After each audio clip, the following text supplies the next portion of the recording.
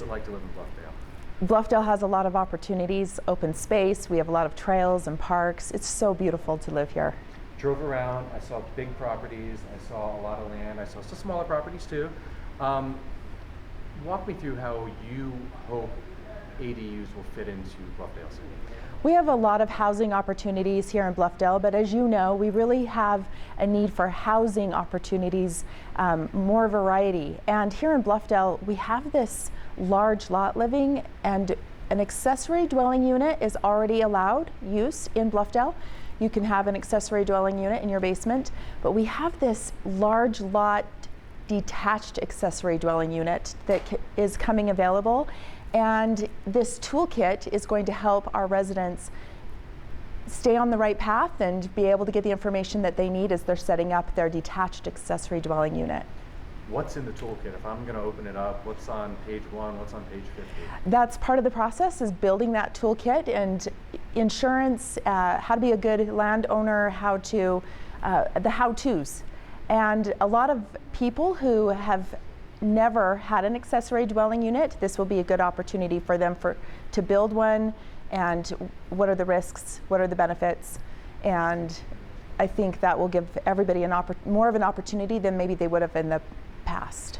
You mentioned how to be a good landlord, so this isn't just going to be all the codes you have to follow. This sounds like it's going to be pretty comprehensive, maybe how to appropriately collect rent, but how to be a good landlord. So this is really encompassing.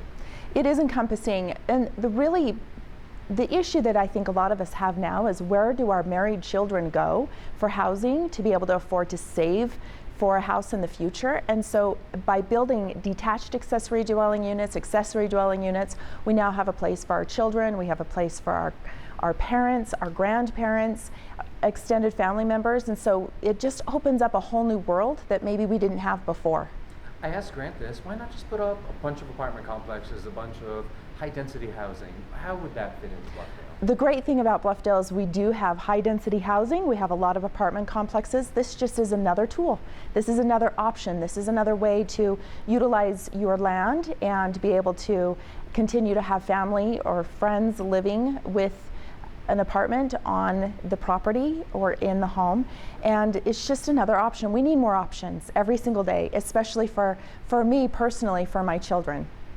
You said your land, so it sounds like you're hoping that this gives the landowner some control over their living situation, their children's living situation, maybe what's happening in their neighborhood. Is that fair to say?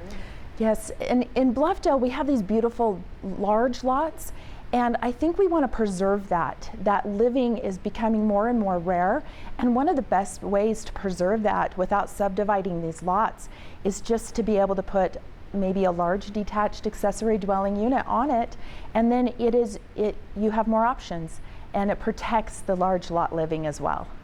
I don't want to put you on the spot. You're welcome to talk about this not, but you mentioned off camera that you're going to have an ADU in your yard. Do you want to talk about that? Sure.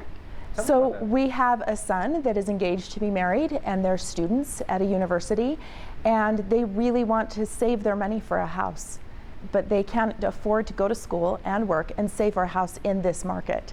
And so by building an accessory dwelling unit, they can save money and have an opportunity to get ahead in their future.